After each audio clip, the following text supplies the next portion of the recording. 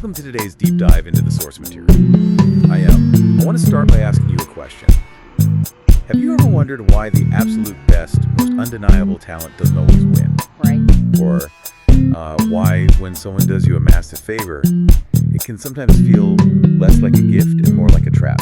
Yeah, it's a remarkably common feeling, and as we'll see today, it isn't just in your head. It's fundamentally wired into how human hierarchies are built. Exactly. Our mission today is to help you understand the hidden forces that decide who gets resources, who gets famous, and how the game of status is truly played. We are on a mission to decode the invisible architectures of power and success in gatekeeping. And we have a massive, fascinating stack of sources for you today. We really do. We're pulling from economic analyses, evolutionary biology research, psychological studies on neurodiversity, and some wild case studies ranging from the music industry to tech billionaires. Yeah, the range is incredible. And just a quick heads up for you listening. As we discuss the actions of major corporations or political structures or specific controversial figures today, we aren't picking sides or endorsing their choices. Right, we are just looking at the data. Exactly. We're simply impartially reporting on the analytical frameworks provided in our sources, lifting the hood to see how the engine of power actually works. And the mechanics of that engine are very revealing. We're going to explore how traditional power structures operate, and then we're going to look at a surprising third category of people. Oh, I love this part. Right. These are individuals armed with nothing but radical honesty and hyperfocus. And they are completely bypassing the traditional rules of the game to win on their own terms. Okay, let's unpack this. Let's start by looking at the music industry as a microcosm for this whole concept of gatekeeping. Perfect example. Because I remember when the internet was supposed to completely democratize music.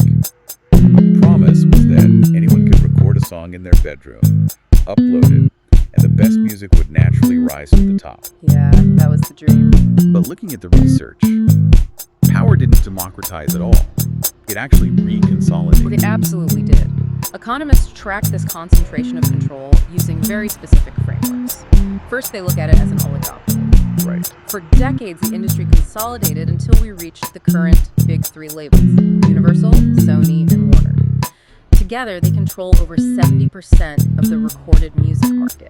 That's huge. But the control goes in both directions. Right, because it's not just about selling music to the public, it's about buying the talent in the first place. Exactly. That brings us to the second dynamic, which is oligopsony. This means there are very few buyers of music, the labels and the massive streaming platforms. Yeah. But a virtually infinite number of sellers, which are the artists. This massive imbalance allows those few entities at the top to act as the sole arbitrators of the market. So they completely set the terms. Right. Some specialized academic literature combines these concepts into a term called a monometopoly. Monometopoly. That is a very dense academic word. Let's break that down for the listener.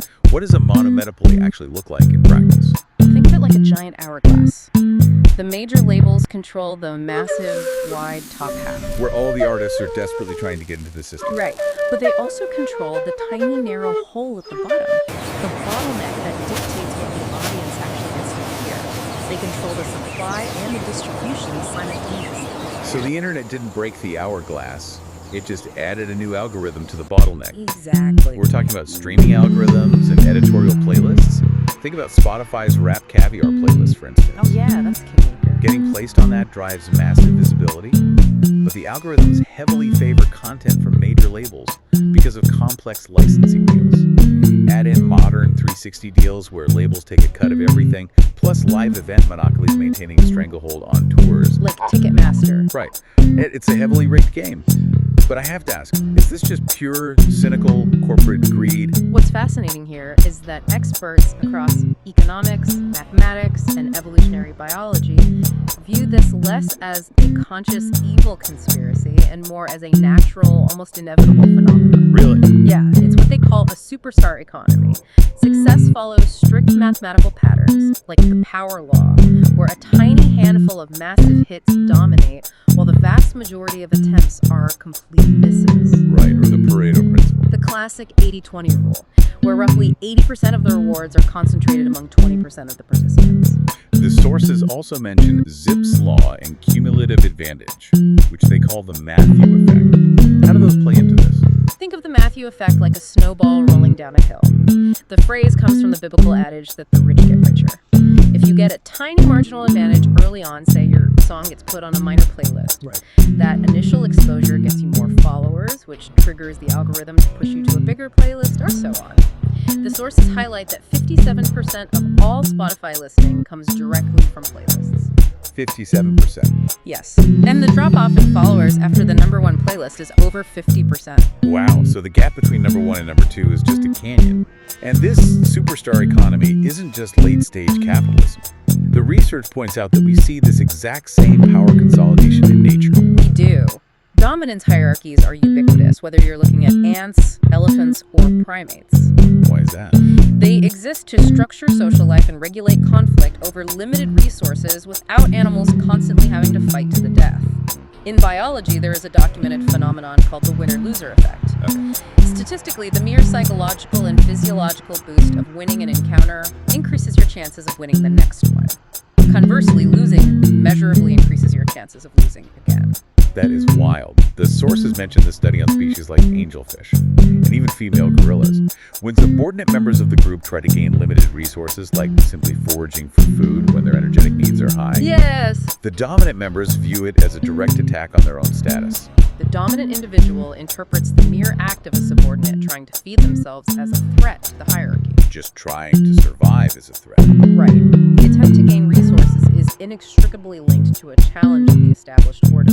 This is a very deep primal mechanism. So if even a fish or a gorilla views someone else getting a resource as a personal attack, how do we navigate that in a modern office or a social group? We can't exactly beat our chests in the break room. Well, some people certainly try. Fair point. But generally, researchers categorize human navigation of these hierarchies into two main paths. The first path is coercive dominance. This is the classic might is right strategy. Okay. It involves seizing and maintaining rank through fear, intimidation, strong power. What is driving that kind of behavior psychologically? Psychologists heavily link coercive dominance to the dark triad traits, specifically narcissism, which is an intense obsession with your own superiority, and Machiavellianism, which is the willingness to manipulate and exploit others to get what you want. So it's very self-centered. Entirely. In this model, followers don't respect the leader. They just comply because they fear the costs of rebelling. Pure force. Yeah.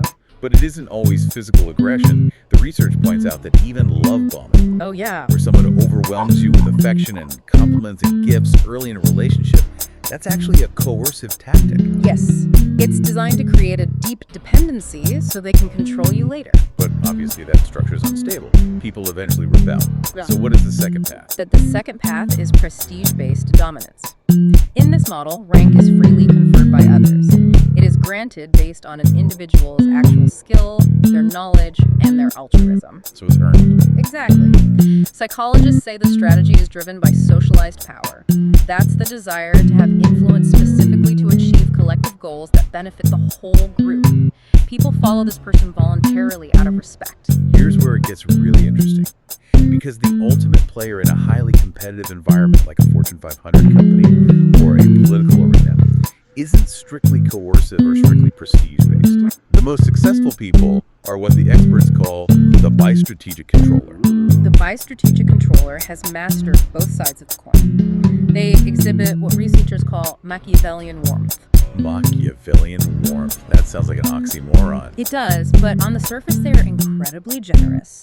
They will do immense good for the group, share knowledge, and build alliances.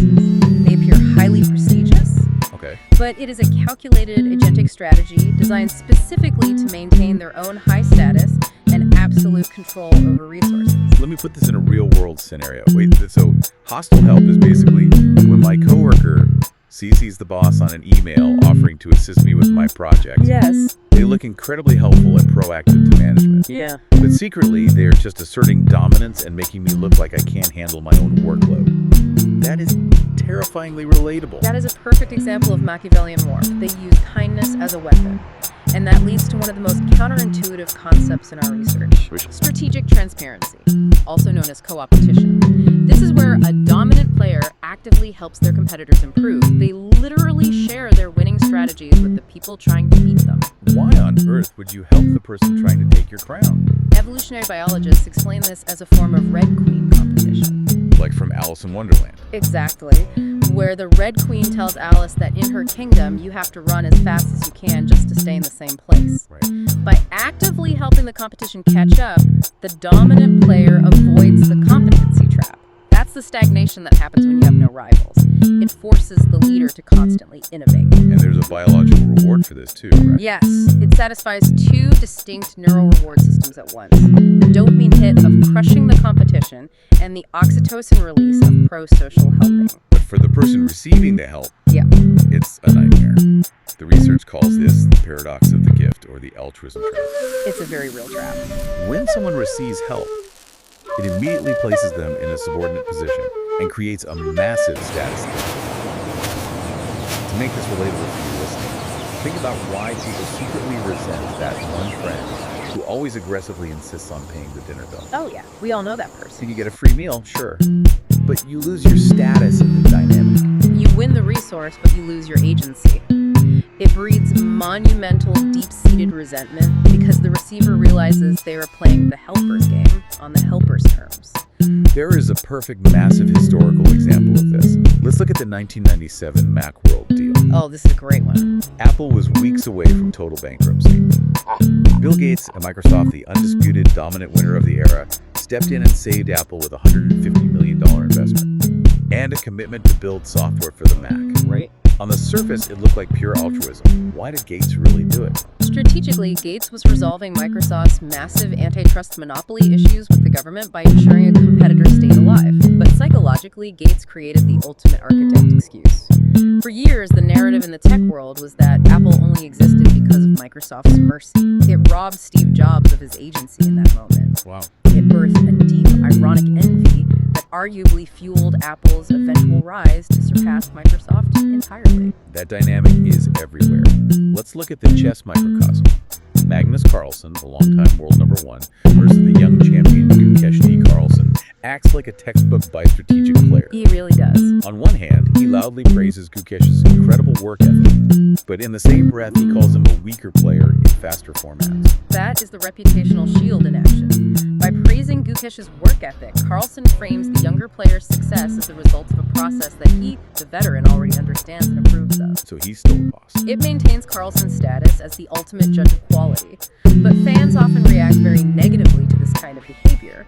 Psychologists call this do-gooder derogation. Why do we hate the perfect helper? Because it feels like communal narcissism.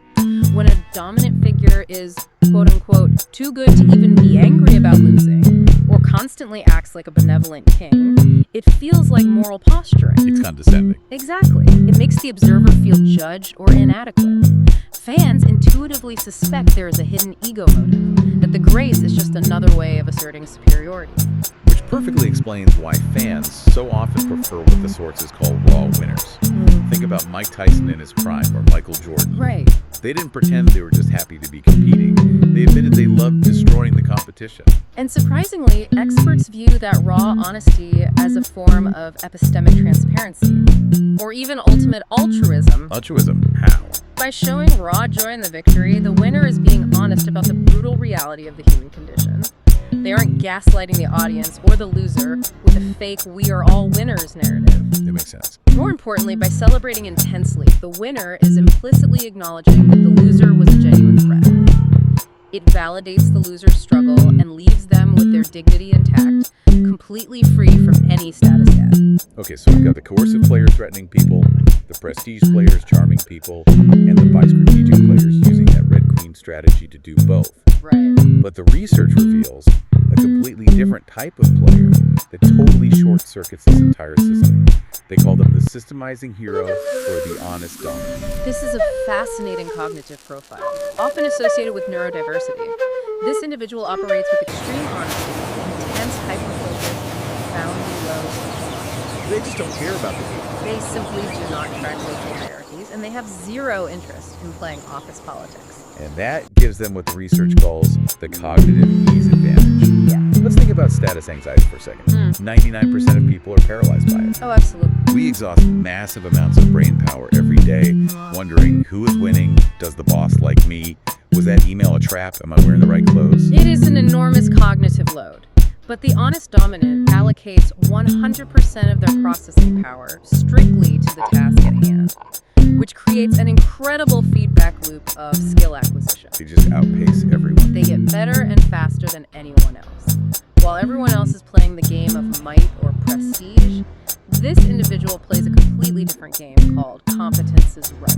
I love that. Competence is right. Gatekeepers lose all their leverage. You cannot threaten to exile someone from a social circle they don't care about, and you can't bribe them with fame they don't value. Their leverage is purely objective reality. Code that works, physics that hold true, or undeniably superior logic. Exactly. The real-world examples in the research are just incredible here. Let's look deeply at Temple Grandin. She is a classic case. She completely bypassed the good old boy meat industry oligopoly. She really did. And she didn't do it by schmoozing executives on a golf course. She used her autistic hyperfocus to literally get down in the dirt and see exactly what the cattle saw.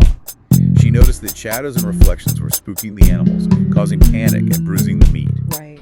She completely redesigned the slaughterhouse pathways based on objective visual data. And the gatekeepers had absolutely no choice but to adopt her methods. They couldn't ignore her because her system was objectively superior. It reduced animal suffering and saved the corporations millions of dollars.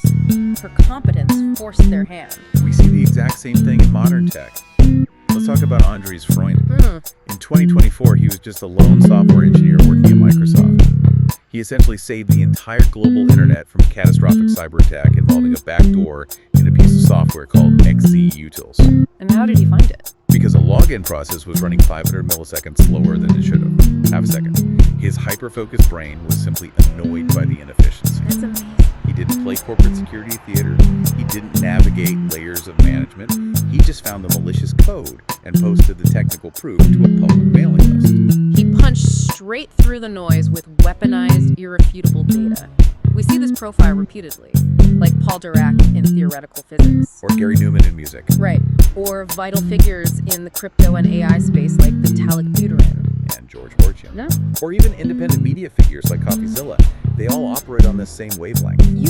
If we connect this to the bigger picture, though, this honest, dominant profile has a very specific, dangerous vulnerability. They do. Experts call it the double empathy problem. Because the honest dominant does not experience or track social envy themselves, they are often entirely blind to it in others. They don't see it coming. They don't realize when a gatekeeper or a bi-strategic colleague is setting a trap.